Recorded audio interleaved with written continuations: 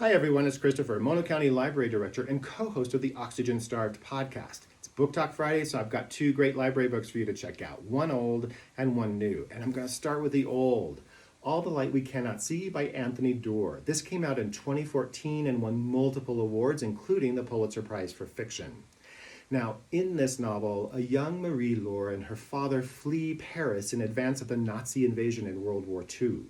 Having worked as a locksmith at the Natural History Museum, her father brings the museum's most valuable and cursed jewel with them as they escape to a walled town of Saint-Malo on the coast of France.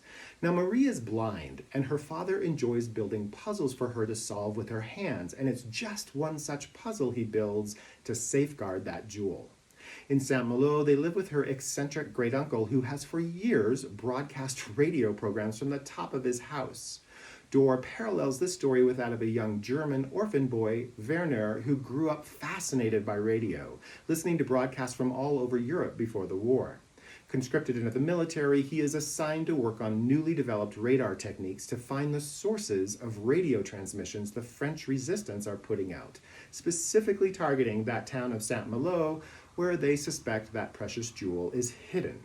Slowly and inexorably, with mounting tension, Doerr brings Marie and Werner closer and closer together in a way that will leave you not just on the edge of your seat, it will have you pondering the meaning of light and of communication and how we find each other in darkness and who wins in a conflict when both sides have lost so much. This book took Doerr 10 years to write, and it is brilliant, constructed like a puzzle itself with interlocking motifs that become apparent as you read through. It's one of those books that just sticks with you long after you've finished it. And it's a book that led me to my pick for the new this week, Cloud Cuckoo Land by the same author.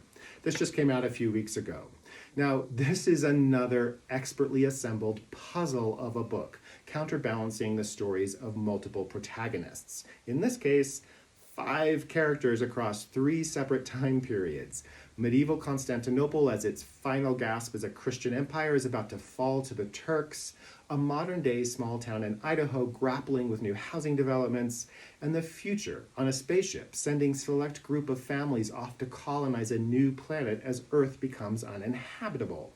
I know it sounds unlikely, but trust me, it works. And the connecting tissue between the 3 storylines is an ancient manuscript about a far-off fantasy land called Cloud Cuckoo Land. Now, while Doerr made up the manuscript, the term is an actual one, used to describe someone who is overly optimistic, saying, they're living in a cloud cuckoo land. Once again, the protagonists of this novel are young people, and Doerr does this on purpose, saying he enjoys writing characters whose sense of curiosity, wonder, and dreams are not yet hidden behind a jaded mask of adulthood. In this novel, 13-year-old Anna and her sister live in a convent in Constantinople, as it's under siege, which it has been her whole life. She's never been outside the city walls, until one fateful day she is prodded into a scheme to retrieve manuscripts from an ancient ruined library near the city.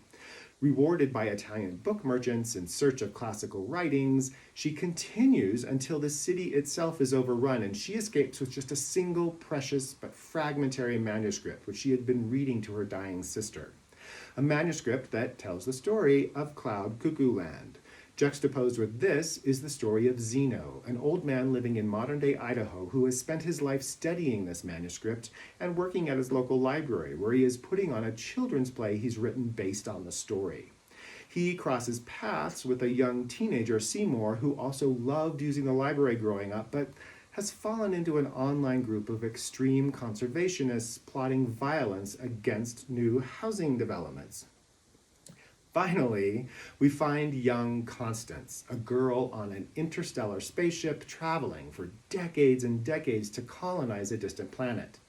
Like Anna, who had never left Constantinople, Constance has never set foot off the spaceship. Instead, she spends time in its vast virtual library intended to bring the knowledge of humankind to the new world. In it, she finds, you guessed it, an intriguing manuscript that has somehow survived all this time and brings a mystery of its own.